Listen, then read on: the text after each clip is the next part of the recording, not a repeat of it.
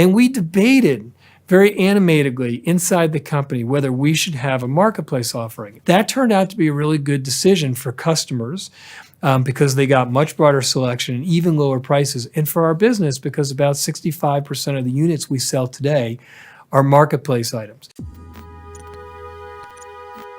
In the late 90s or so, what we noticed, being externally aware, was that customers were really responding well to companies like eBay and Half.com that had a lot of third-party sellers who were offering really broad selection and a variety of price points to customers.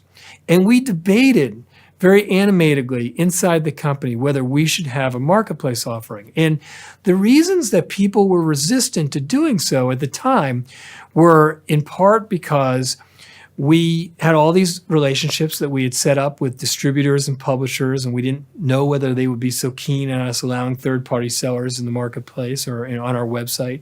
And then we also just couldn't really believe that anybody else, particularly third-party sellers, would take care of customers as well as we did. And so we really fought this, and eventually we decided that we were going to build a marketplace offering because at the end of the day, having much broader selection for customers and lower prices was better for customers. And we're always going to shade on what we think customers want most. Then we really struggled with the right implementation. And what we started with was trying to build an auctions website like eBay. And that was a complete Me Too offering that failed miserably.